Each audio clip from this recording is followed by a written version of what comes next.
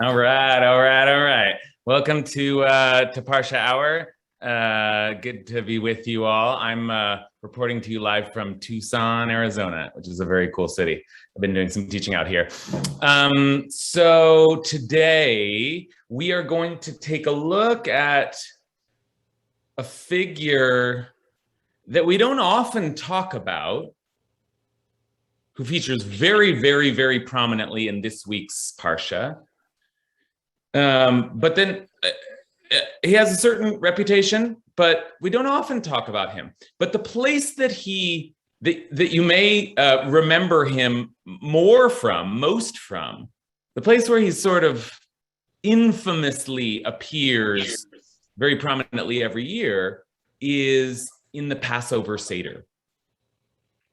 In the Passover Seder, there is the telling of the Magid, the telling of the story. There is a certain telling of the story, many tellings of the story in the Haggadah. That's sort of the thing. They tell the story again and again and again.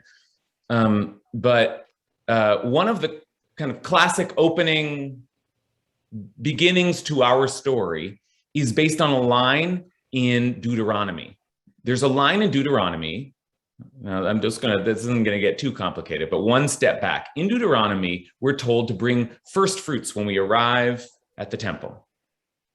And then we give a little bit of a kind of a review of our story. That is, we, the Israelites, the new Israelites, come into the land of Israel, and they say, this has been our struggle. There's a certain recitation. We've studied it actually in this group before. Everybody hearing me okay, by the way? Okay. Certain recitation. And it begins with the phrase, that is, you stand in front of the priest and you begin with the phrase, Arami Oved Avi. An Aramean oppressed my father, my ancestor.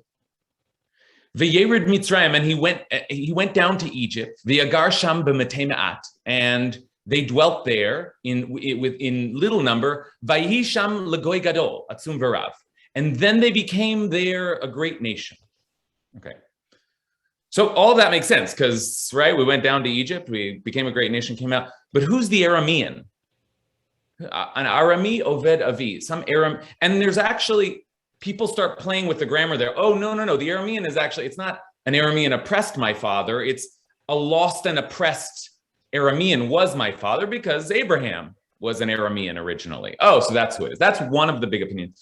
But the Haggadah very distinctly takes the other side, and it's kind of an odd side. And here I finally speak the name of the character that we'll be looking at today, and that is Lavan. Lavan, who is Rebecca's brother. And let's just look for a second before we dive into our material today at the mention of Lavan in the Haggadah. Okay. Oh, I'm going to need screen sharing, Carrie. Make me co-host. I want to be co-host. Carrie?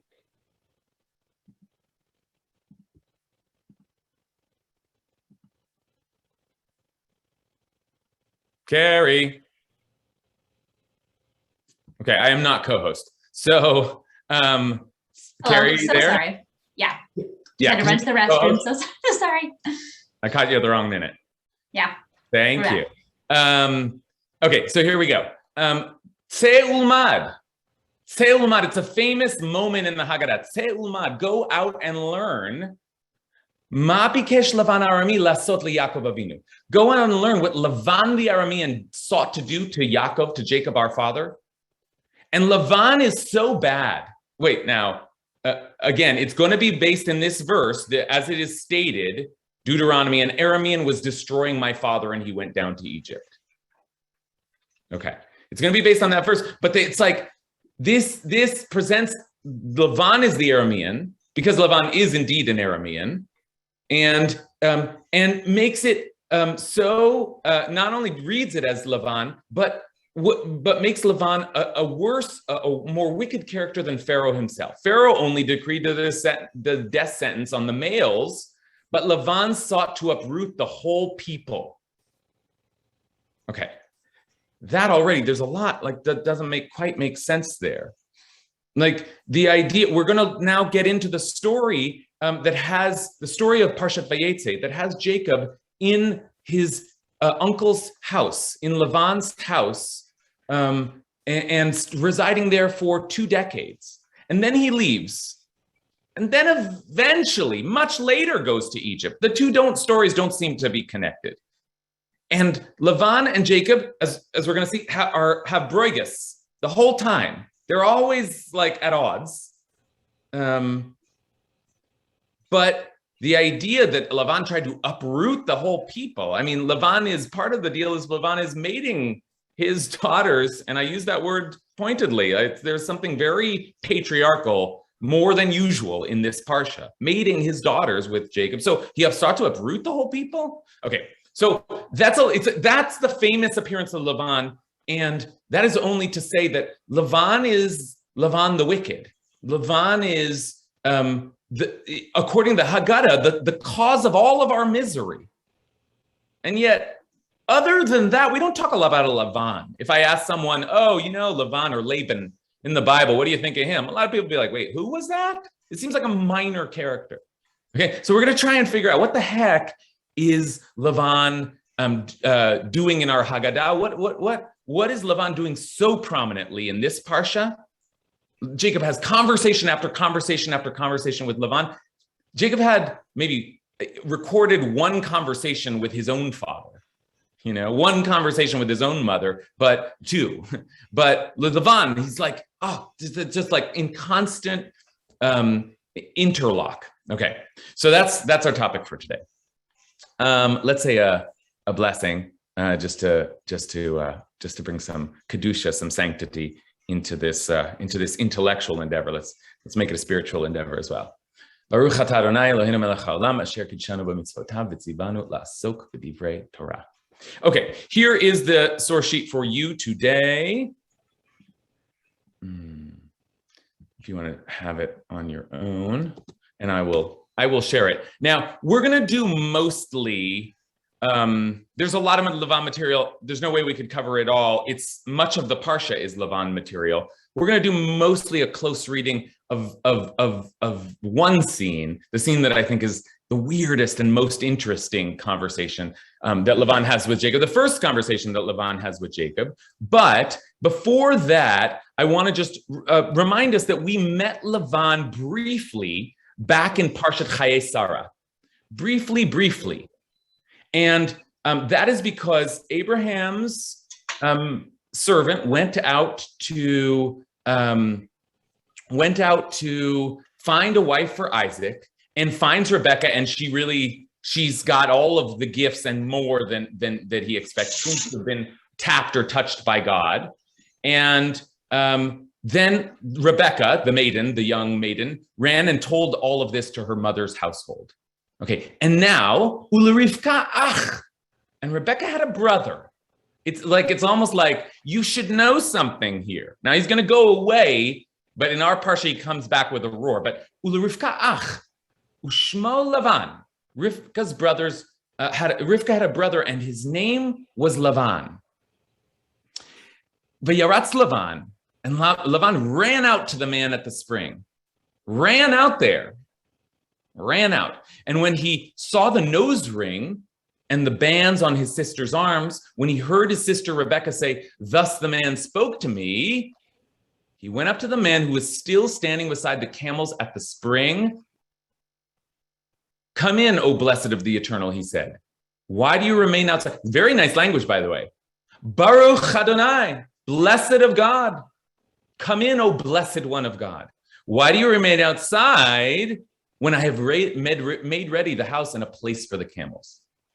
Okay, now, this is just the introduction, and it seems nice enough, but it's a good moment to give you a taste of how the famous commentators see Lavan. Just look at Rashi here, who says, he ran. Why did he run, and what did he run for? Because it came when he saw the ring. Kira'o tanezem. Meaning, he ran. They're trying to read it because he saw the nose ring. There are riches there. And he said, this must be a rich man. And he had an eye to his money. Okay, that gives you a taste of how the rabbis are going to read Lavan. Oh, he's always scheming. He's greedy. He wants money, wants to, okay. And I'm not sure they're wrong. Like that little scene there where Lavan runs out and sees all the jewelry and says, oh, I have a place for all your camels. And that's kind of, but his presentation is lovely. And that's a big part of the Lavan question. His presentation is lovely. Baruch Adonai. And in fact, his name, Lavan, what does Lavan mean? It means white. He's the white one. Now, thank God we're not talking with the same racial coding in that time, because remember, the people writing this text are not white in the European way. But white in the biblical context often refers to purity, unblemished, like a white cloth without stain. Okay, and this I think is probably the best understanding of Lavan's name, is like Mr. White. He presents himself very crisp and clean, but quickly we begin to wonder, what's this guy up to? What's this guy up to? Okay, all right. So that's the introduction. Now we are going to introduce Lavan to Jacob, and this scene, this interchange, is like loaded with. This is why Lavan seems to us to be such a character with an agenda, because there are little turns of phrase that he has. Everything seems so nice, and yet he seems to be referencing things, saying things, doing, and then eventually doing things which are totally not just maybe oppressive or greedy, but bizarre and tricking. And this is the last thing I'll say, and then we'll look at our main scene for today. You know, I call this class "Tricking the Trickster," right? And we have to say right away that everything I've been saying, Lavan's so tricky, he's so sneaky, he's so devious, he's so all of that that's a funny kind of figure to now put into battle with Jacob, whom we last saw lying to his father to steal his brother's blessing. So, like, that's Jacob's thing. Like, Jacob's the trickster in our tradition, but now he's going to be out tricked, out foxed. Okay, there's a bigger fox. Okay, let's. I keep hearing a little feedback, so just check if you're not muted. Okay, so let's take a look now. This is the scene that I really want to look at. There's a lot of Lavan material to look at, but this is the real.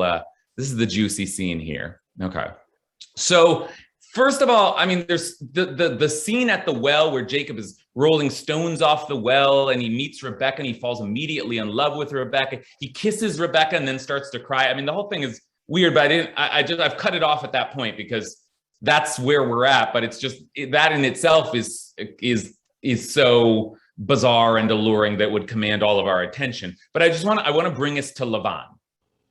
So again, this is sort of like Rachel and Jacob. The scene is sort of like Rebecca running back into the house, and Lavan runs out.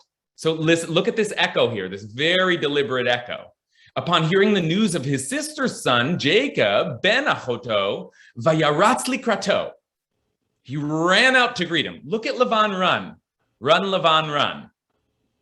Vaychabeklo, vaynasheklo. He hugged him and kissed him. Wow, that's nice. I mean, goodness. We've seen a little affection here and there, but hugging and kissing. I mean, this is the first hug I've seen in the Torah. Vayaveo el beito, and he brought him into his house. Vayisaper leLavan et kol hadvarim haele, and Jacob told him everything that had brought him here. And I wonder what the everything is. Okay, and then he says, Vayomer lo Lavan, ach atzmi uvasari ata, vayeshiv imo chodesh yamim. Lavan said to him, you are truly my bone and flesh, and you stayed with him. And he stayed with him for a month. You are truly my bone and flesh. Now, that already is a kind of, now, first of all, we've got a lot of decoding already to do. When someone runs out to greet a guest, what are they doing? Who are they emulating, right? In our cultural consciousness, Abraham. Abraham runs out to greet the guests, just like Lot, Abraham's nephew. Then we hear like the same language, running out to greet the guest, and Lavan is like always running out. Okay, now I don't want to color this too much. Lavan is being nice and comes from the same place that Abraham. Maybe those are the customs in that place. But I want to take us back just even further, because he says, "You are my bone and my flesh, my bone and my flesh." Who says that before? Anyone know? Who says that before? Does Adam say it about Eve? Very nice, Ilana. Very nice. Adam, when Eve is presented before him, says, this finally is bone of my bone and flesh of my flesh. And then and that's why they cling together. They are basar echad, they're one flesh. Now that's like deep language, primal language, somewhat like in that context, maybe even like there's a poetic romantic tone, but it's like it's deeper than just a romance. It's like, you're part of me. You're in me. We come from the same. And again, that's nice. They're you could see they come from the same people. I know. Okay. Soon want to just ask with you as we begin to sort of see the cues, the reference points here. I soon want to just turn to you and ask, like, so is Lavan, is there anything to suspect here? Is there something wrong? Because you can see the tradition has said there's something wrong. Is there anything wrong here? But just one more line before I turn it out to you. Because, I mean, it would be hard. What Lavan just said is so nice, and hug and kiss. It would be hard to accuse Lavan of anything. But it's the next line where things get not weird, but like, oh, the tone shifted a little bit. So let's take a look here. So he embraced him, he kissed him, he hugged him. You're truly my bone and flesh, Adam and Eve language. And he stayed with him for a month. And then Lavan said to Jacob, Achiata. It's true, you're my brother. I just said you're a bone of my bone and my flesh. Achiata. It's true, you're my brother.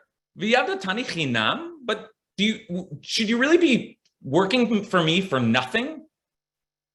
Higidali, ma miskoratecha. So tell me, what is your salary going to be? What is your payment going to be? How can I pay you? Okay. Well, I don't know if there's anything wrong there. Okay, like Jacob was with him for a month there, and then all of a sudden I don't know, it seems like he's been doing work the whole time. Like he started putting him to work. And then he says, I know I just said that we're the same person, we're blood but like I should pay you if you're going to work here. Okay, also so far so good, right? Or are you seeing something suspicious here? Is anyone feeling like, oh yeah, I agree with the rabbi? Is there something kind of greedy or suspect about Lavan so far? Anybody got a hit? Marianka. I just see it as the same materialistic attitude as when he saw that his sister got all that jewelry from a guest, and he was immediately so welcoming to him. And here he values Jacob as a potential worker. So he sees a very materialistic attitude to everything. That's how I see it. Okay, great. So Marianka says, it does always seem to hover around transaction and wealth for Lavan, doesn't it? Like, it all seems nice. It's above the board so far, but it always seems to come back to, oh, I love you so much. Do I see your camels back there? You got a lot of camels. That's nice. I mean, that's and by the way, where Marianka is exactly where Rashi is again, right? You're not going to be surprised that just like Rashi said up here, he ran to Eliezer, to Abraham's servant, because he saw the rings. So let's just take a look at what Rashi says here. Lavan ran to greet him. So you can just click into Sefaria here and look. And he ran thinking that he was laden with money, for the servant of Eliezer had come there with 10 camels fully laden. So Rashi links it exactly. Rashi's like, I'm sure he's seeing the same kind of thing. He's like, oh, when people come, they bring money, and I want money, right? Okay, all right. So that's a good. I think also Jacob's labor is important to him. In those societies, to have a young, strong man working your flocks, it's a added value. Yeah, that's right. And thus he is used. I mean, he puts him. It's kind of funny. You're my flesh, and you're my bones, and you're my love. And then and he was there with, and then it says, and he stayed with him for a month. That's so nice. His flesh probably stayed in the master bedroom. He said so welcome. But then the next thing is you've been working for me now for a month. It's like, wait, work? Oh, he put him right to work. Okay, now it's not that weird. I mean, surely Jacob wouldn't have just sat around. On the other hand, yeah, there's something very transactional about this so far. All right, let's take a few more hits on this. I'll turn to Noah, and then Matt, and then Regina. Lavan's always been a semi-problematic character for me, exhibiting all these actions of love, but really only seeing what he can get out of any relationship. Now, we're reading ulterior motives because maybe that's the context we're living in now, because we can't see him without thinking, what can he get out of it? Maybe, perhaps he just was doing it so that he could gain more money, more stuff to support whatever family and household he had, and then help support Isaac and Rebecca, but maybe not. So there's always that materialistic claim, and it's hard to view him in a positive light because of all of that backstory.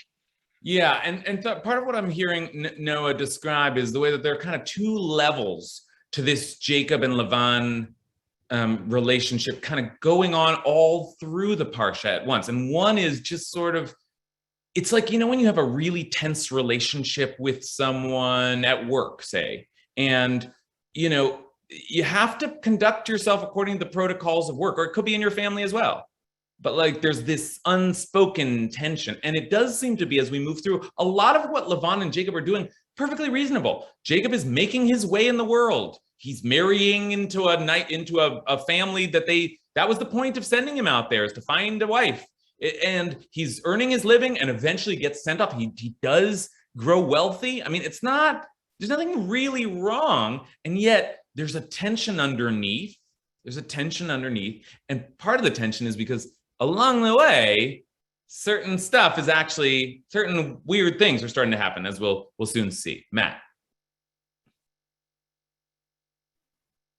Okay. So first off, Jacob's she's a trickster character, a classic. He puts on a separate skin. He tricks people. Lavan is a shadow of Jacob, because Lavan's trick that he plays on Jacob is no worse than the trick Jacob plays on her. It's the same kind of thing. Jacob is and that the trickster gets tricked is itself. Are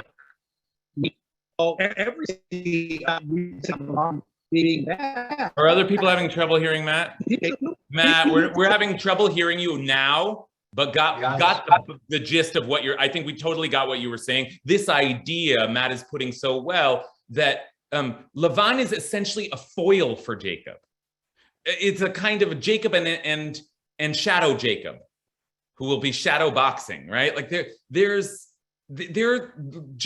Jacob is confronting a version of himself, Matt wants to say, and Matt's right. It's just clear. I sort of alluded to this at the outset. It's clear that Jacob, coming from trickery, is now running into the master trickster. So there's something like Jacob is, the Torah wants Jacob to be getting a dose of what he gave, right? That's part of what's going on here, as we'll soon see. Regina. Well, I see this, it's the beginning of a contract. So if you start paying somebody, then you can start outlining what you want from them exactly. And I mean, that's, I'm just looking at it from that point of view. And then the other part is just, it's tagging on to what other people said, but working with relatives is not always so great. So maybe it is good to have a contract, working with relatives. Okay. All right, great. That was just a thought that popped in my head, Right. And look, here's what's kind of worth mentioning on that note, which is that it does not seem to me that the Torah has outright disdain for guile. That is, this idea that one should turn the other cheek and always shoot straight and just speak the truth at all times, this idea that there's no room for crafty thinking. Lying and stealing are illegal in our tradition, right? But the idea that you might be smart about it, and towards the end of the Parsha, Jacob becomes wealthy because he knows, he's learned how to mate the animals together, and he makes a deal for one kind of animal, but then creates a bunch of others.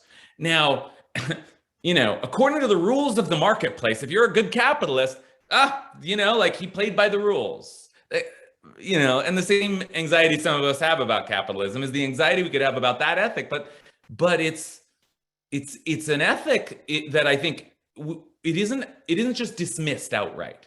So there's a lot of language of contract, the rules, and we just heard the rules. The language, one of the words here that we're going to pay a lot of attention to is maskoret. Where was it? Tell me what your wages should be. Maskoret. Your payment. They use this word in modern Hebrew. Your payment, your salary. Now, okay, so we picked up on some of the kind of the echoes, the nuances that this opening scene has for us. But now we can start to get into the strangeness of the actual interchange, because if Regina's right that yes, this is just like formal payment, and maybe you need to make a good contract when you get into a deal with your family members. They don't trust each other yet. But Jacob says this. Now, Lavan had 2 daughters. The name of the older one was Leah, and the name of the younger was Rachel. Leah had soft eyes. And sometimes they say weak eyes. It's not clear what soft eyes mean, but it's soft. Ve'enei Leah rakot. They were soft. Rachel, I don't know, that could be a compliment or it could be an insult. Rachel aita yafat toar v'yafat mareh. But Rachel seems to be the real beauty in the family. She was yafat toar and yafat mareh. Jacob loved Rachel. That's strong language. V'yahav Yaakov et Rachel, loved Rachel. So he answered Vayomer. Now he's been there for 1 month. Vayomer evadcha sheva shanim barachel bitcha ktana. I will work for you for 7 years for your daughter Rachel. Now, I just want to ask: is that the right answer to what should your salary be? I don't know. I mean, it is an ancient world. I'm not just going to dismiss it. Maybe that's the way these things played out. But it's let's get I love you. Now let's get very formal and transactional. And then the payment for the transaction will be the woman I love. A little odd. And Lavan's response is odd as well. Instead of, oh my gosh, of course, family, yay, simcha. He says, well, tov titiota lach.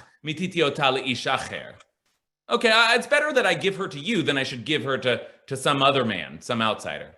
Shvai madi. Very terse. You know what? You might as well take her. Yeah, that works. Better you than some other dude. I mean, yeah, I guess we'll deal. And some of this is just blatant patriarchy, right? It's less weird in its time because it's men just deciding over the fate of women who don't have the same kind of social agency. But there's also, even in that context, it's blurry. Jacob loved her, but he wanted her as his salary. And Lavan loves Jacob as family, but is willing to take the deal where Jacob works for 7 years for a daughter that, yeah, you can have, right? So like, now things are starting to get weird. And I invite you also to ask like what Jacob's agenda is here. Like, what's Jacob thinking? And in some ways I'm asking the same question. This interaction, is this loving? Is this devious? Is this careful, cautious? What's the dynamic here? All right, let me turn to Joni. Thank you. It's a little noisy where I am, so please forgive me. Has Shemitah come in have we heard about Shemitah yet? Or that's later? Not as an institution, no. Why? What are you seeing here? Okay. So, well, what I'm seeing is I have come from a reverse birth order. I am doing something that's not in accord. Leah is the firstborn. This is the second. And I'm going to work really hard. I'm going to work much harder than I need to because I've done something really dysfunctional in my family. I don't want to talk about it, but I know pain that I may be causing by marrying out of the order that one should marry. The eldest cannot humiliate her. That's really interesting. Thank you. Yeah, that's really interesting. Where's Jacob coming from? Coming from a brother trying to kill him, a family that he just sort of unraveled. And Joni lays emphasis, he just upended the birth order. Just upended the birth order. Now that's interesting then, because just like there are 2 sons, there are 2 daughters on the other side. And Jacob likes the younger one, okay? Because he is the younger one, and he likes the younger one going first, and he likes the selection of the younger one. Jacob's selecting the younger over the older. And I don't know, is that okay? Is that normal? Well, we soon see that it is, that it's possible that it wasn't so obvious, because there may be a presumption that a family marries its daughters off in the order of their age. Okay, and here we come to, and let's see it, just turning the halfway mark here in our class. So let's just make sure we get some of the material out here.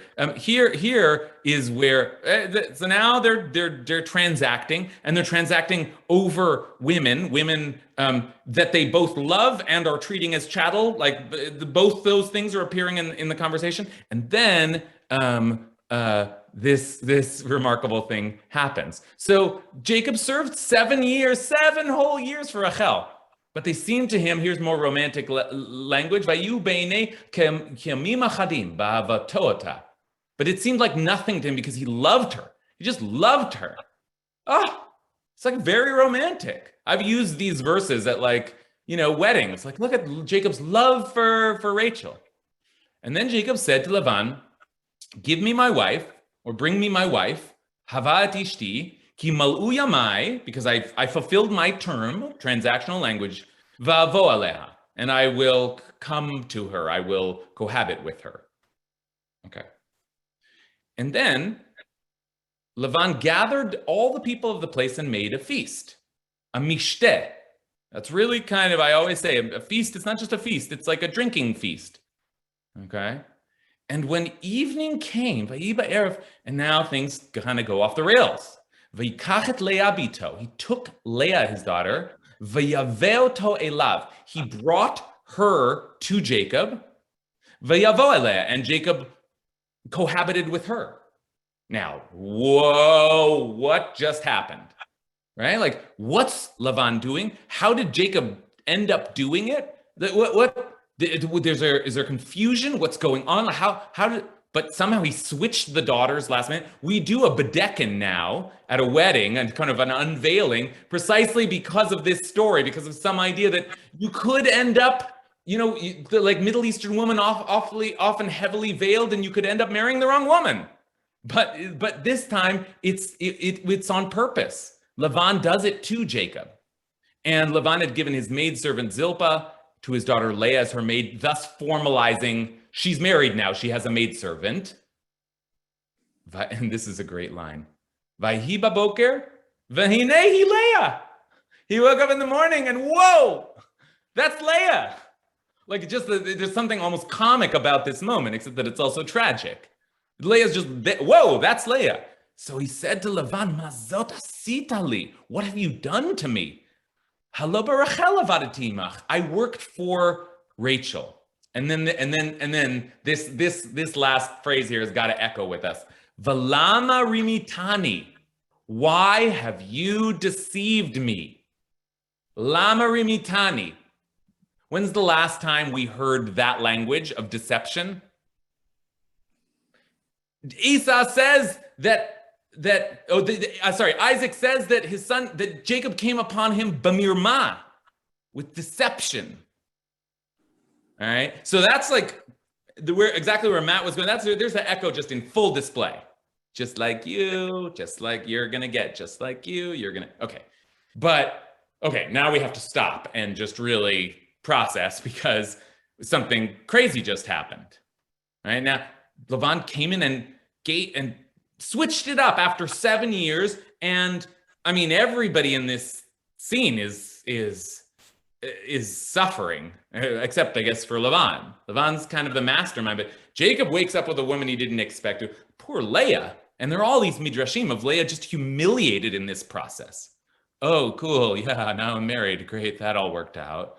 You know, like, ugh, gross. Rachel, like, was gonna get married, right? Like, just like, yuck, what's going on here? And now, surely, Lavan is just a villain, right?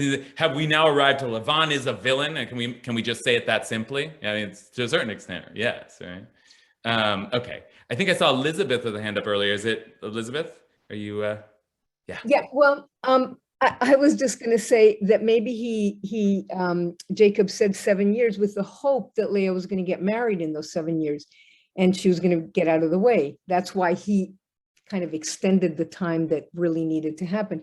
But what I think is interesting is that we see Jacob as, you know, the wise father, and we see Lavan as this terrible trickster, but it really is a story. I mean, you could make a very good movie. Who done it? You know, who done it to who? Because in the end, actually, Jacob is very clever, very clever. I mean, he knows genetics or epigenetics or something and figures out how to really give it as good as he got it. And he did get Rachel in the end. So it's just a fascinating story of why we admire one and not the other, when really both of them are just not the cleanest guys.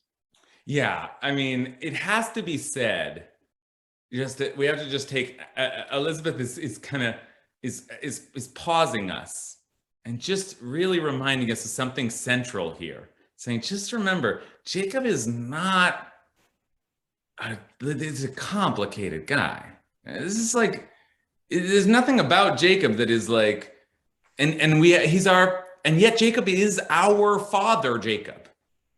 You know, like it began, that's the dilemma that we're presented with really in last week's, this week's, and next week's Parsha, is that it's been a couple of generations now, and we admired Abraham and we feared for Isaac. And then Jacob comes along, and just from the start, we're like, whoa, that's not, come on, man, you can behave better than that. And again, and again, and again, and scheming, and again. And so Jacob often feels like, I hear people say, oh, I don't like Jacob. Yeah, Jacob's a bad guy. But Jacob is the one. I mean, Abraham's the one because Abraham started, but Jacob is the one, like, he's the one that gets the name Israel. That's the name we take on. He is us. All of Jacob's children stay in. There's lots of things that Jacob does, I don't want to say well, but with such great significance that we are the children of Israel. We're not the children of Isaac or even of Abraham. Right? So that's a really complicated thing to deal with here. And this Parsha is doing some of that work for us of really like, look at this guy Lavan. He's bad, isn't he? But how different is he really? Didn't he just do the same kind of switch up that we saw Jacob doing in the last Parsha? Isn't Jacob getting what's coming to him? Isn't that exactly what's going on? And in fact, that echo of language. Oh, you deceive. Why did you deceive me? You deceived me just as I had deceived. It seems like the story is playing with that dynamic deliberately. All right. And we'll see more as we unravel, but let's collect a few more interpretations. Arlene? Okay, great. Yeah, I see, it's totally amazing to me. I see like a million different things, but what Joni was saying about the Smita year, to me, it's like the 7 years, it's the idea of, I think later on about morality with all the laws about how to treat your slaves and because like, for example, I think he's just setting him, Lavan is setting up Jacob to be his slave and to be indentured to him. And because Jacob has the freedom to leave and he doesn't. Yeah. Yeah. So good. he, it's just, it depends on getting more and more, and then Laban makes all these, assumptions and everything, and Jacob goes along with it. Jacob never speaks up against saying this doesn't make sense. Okay, this is great. Arlene is picking up on a thread here that we really haven't taken up yet, but that's the thread that the Haggadah is picking up on, which is there's a way in which Lavan as the oppressor sets the stage for there's a reason the Haggadah picks this story in the beginning of this story, as if Jacob is sort of playing out something that eventually all of his descendants will have to deal with, which is that you're trying to survive and make your way in the world, but like if you're not careful, you become someone's servant. And if you're not careful about that, then someone's slave. Jacob is working hard, and he says, I worked night and day, and you cheated me again and again, working for 22 years. 22 years, two plus decades, right? Is he a slave? He's not a slave. He marries the women of the house. He's not a slave, but there's something here that Arlene is picking up on that is also where the Haggadah wants to go, which is that there's an attempt to exploit the labor and then maybe the humanity of Jacob here. And Lavan is both like Jacob, like watch that in yourself. That's what we've been looking at so far, but also greater than Jacob, more powerful than Jacob, the oppressing force on Jacob, right? And so when Jacob and his children go down into Israel, and there is a powerful, more manipulative, scheming figure on a national scale, we hear echoes. So that's good work. Let's hear from Ariella. Also, what I see is Leah is kind of the one in the middle here. Like, am I not worth a husband? Like, why am I the one? Why am I the price for the trick as opposed to, somebody's cherished bride? Yeah. Good. There's something about this story that, as I said, it just throws Leah under the bus. Like Leah is just an object to deceive, right? And Jacob doesn't love her, or at least not the same way. And that's going to be a problem in her marriage, right? Like, what bigger problem could you have? It's going to be a problem. And it's going to be a problem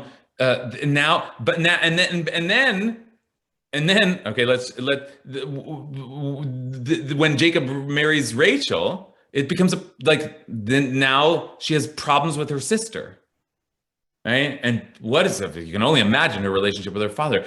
Poor Leah here, the elder child who should have, dare I say, the firstborn, right? who like Esau. Now she gets she gets the thing instead of having it taken from her, but she's forced to get it. It's like an inversion of, but a kind of echo of that diminishing of the firstborn, that humiliation of the firstborn. And here, folks, is the real, this line is the puncher, okay? This is the punch line. Because the next line really is like it's like the Torah's writing at its finest, but it's like the heart of the matter here. Because the Torah isn't just setting up a vague parallel. Look at what Lavan says to Jacob in response. So what do you do? What'd you do? I was in your service for Rachel. Why did you see me? And Lavan said, V'yomer Lavan. And remember, Jacob told him all of the things that had happened. V'yomer Lavan, lo ya'aseh bimkomeno. We don't do this in our place. Lateta tzira lifnei bechira. To marry off the younger before the older. We don't do that. In our place, that's not the way we do it. And then he says, wait until the bridal week of this one is over, and we'll give you that one too, gross, provided that you serve me another 7 years. Okay, so setting up 14 total years of labor, 2 sisters married to the same guy, Jacob now being forced to be with a woman he didn't want in order to be, you can marry her now. You can have her. Notice it's not 7 years later. You can have her a week later, but you have to now contract to work for me for 7 years. But the what's the key word here? The Sefaria translated that the younger before the older.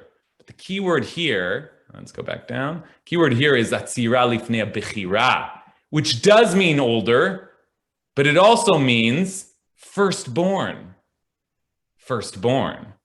That's the word. That's the word that we spent all of last week's Parsha dealing with. So the word really is firstborn.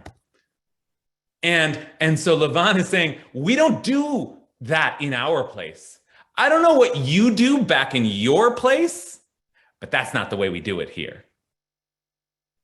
In your face, you know what I mean? Like in your face. It's like very, very pointed, very coded, but not deeply coded language there, right? So there's the Torah saying like, you see what you get now? Okay, it's like dazzling as literature, but it's very uncomfortable as a human story. And also as a Torah's moral message. That's the way that this universe works, is like, because you'll get tricked by manipulating someone else's family, and now you have to be married to a woman that you didn't want to be married to, and yeah, like, what's the takeaway here? My God, like this is just like mess upon mess. Like there's a kind of measure for measure, but it's mess for mess. All right. So what do we do with this? I mean, is this just gross? Like what do we do? Alexandra, can you help us out? I don't think what I'm going to say is going to be very popular, but I think that we're a little hard on Jacob. I think, and one example is that if he were really a very shrewd person, he wouldn't have trusted Lavan in the first place, because a very shrewd person knows to be not trusting of someone when their words don't line up with their actions. And Lavan, when he arrived, didn't offer him food, didn't wash his feet, didn't say, come in out of the sun and bring him in. He only said nice words, but he didn't do any of the acts of hospitality. And then once he's working for him right away, like Jacob would have understood he's dealing with someone who is very shrewd, and he has to be very untrusting if he himself were as shrewd as we're calling him. Mm-hmm. And so I think that there is a case that we are being a little hard on him, and I also have a sort of a more sympathetic read of him in the stew story and the birthright and the conversation with Esav. But people aren't, I think it's comforting as humans to be like, this is good, this is bad, this person is a villain, this person is a hero. But people are more shades of, and things are more nuanced. And I don't think he is the shrewd personality that we're making him out to be. Okay, I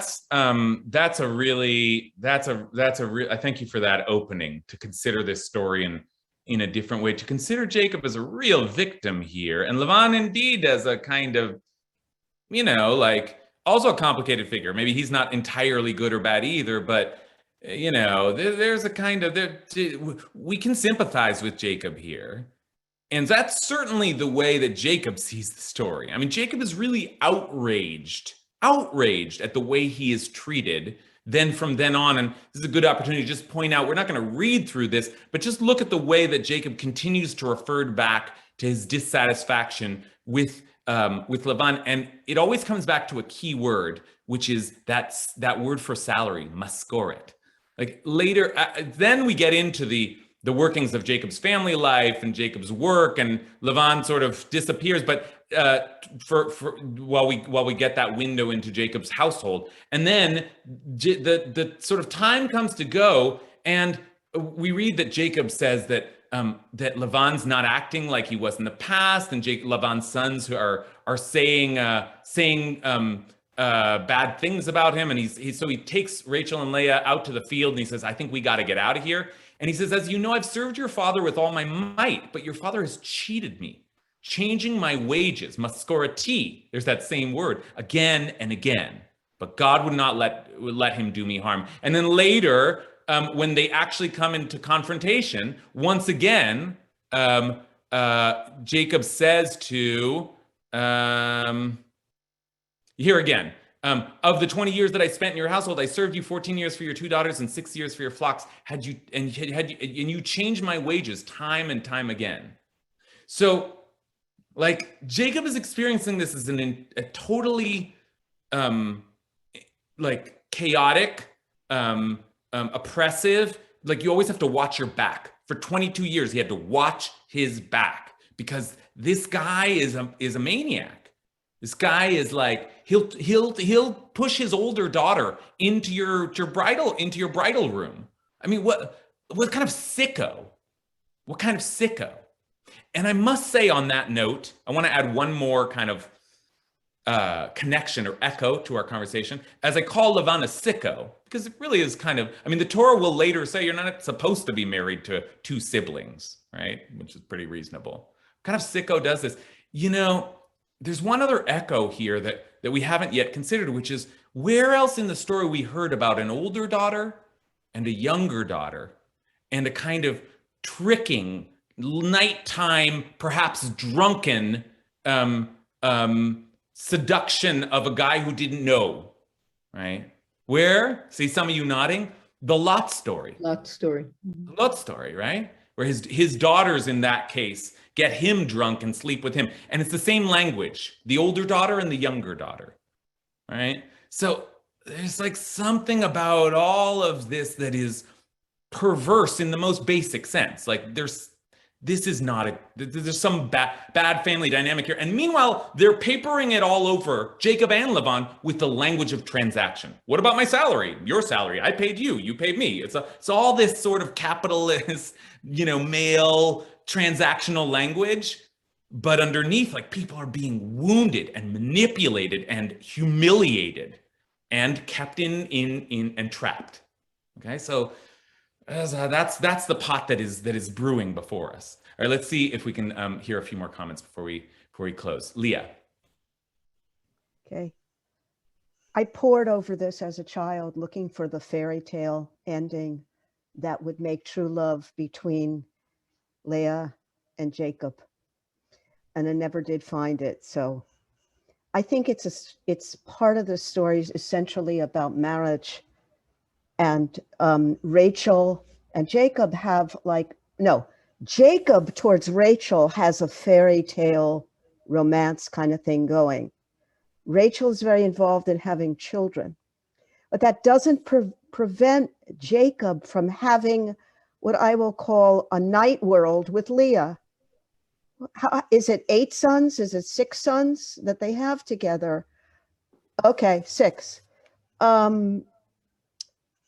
I sobbed over this for many years as a child, really. It was just so shocking that is this marriage? And then the Torah tells us at the end who Jacob and Leah are buried together. Rachel is buried on the not on the side of the road, but she's buried in, I forget, a different place. She's not Right. allowed. Yeah. So yes, he is dissatisfied, and he was coerced, and Leah was, I assume, coerced, and yet they got something. Yeah. There's also You're weeping for Rachel. And for Leah, and because I am a big girl that was a little girl that still wants to believe in fairy tales. Yeah, good. That's an important thing to say here too, is that a lot of what this parsha will take account of is the terrible, like, marriage dynamics. I mean, first of all, a man married to 4 women. You know what I mean? Like, I mean, for all of the for the fact that the Bible doesn't outlaw polygamy, I mean, Jacob is actually exceptional. We don't actually see people with a kind of harem of wives, right? Abraham had his weird thing, right? There's a concubine. Like, it's not that everything's monogamous. But Isaac and Rebecca were. Last week we considered the story of Isaac and Rebecca, where I tried to suggest this real feeling, human feeling here. But I don't, I liked what Leah said, that Jacob does love Rachel in the way that wow, she's hot, like immediately kind of Hollywood love.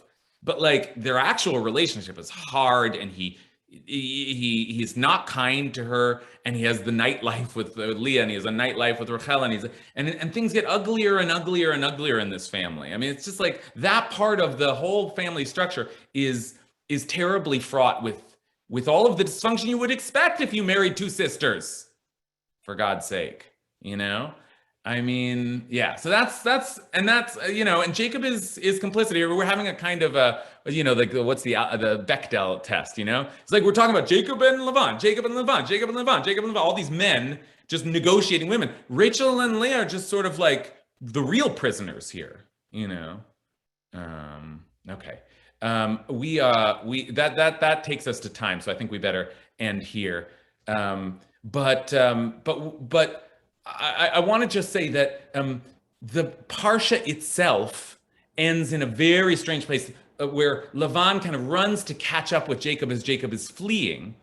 And then in their sort of farewell to one another, Jacob complains and says, you did all this stuff to me, you changed my wages. And then Lavan said, well, in like kind, the daughters are my daughters, and the children are my children, and the flocks are my flocks. Everything you see is mine. But what can I do? They married you. So, and then they set up this pillar, and they make a mound as a kind of a witness. And just look at the last language. This is the last we hear from Lavan. Here is, they set up a mound, a kind of like a monument to an agreement that they make. And this is the agreement that Lavan makes with his son-in-law, the guy married to his 2 daughters. Here is this mound, and here the pillar which I have set up between you and me. This mound shall be witness, and this pillar shall be witness, that I'm not to cross you past this mound, and that you are not to cross me past this mound and this pillar with hostile intent. May the God of Abraham and the God of Nahor, who's his ancestor, Abraham's brother, and their ancestral deities judge between us. And Abraham swore by the fear of his father Isaac. It's another name for God, Pachad Yitzchak. In other words, there's a kind of, they agree to disagree. They agree to be suspicious of one another. They agree not to cross each other's territory. But Lavan's final message is, okay, I'll back down. But just remember, I'm watching you too, because you're just like me. So that's where we leave Jacob after this parsha. And if he is to become anything but just like Lavan, we're going to have to wait till next week to find out. All right. See you then.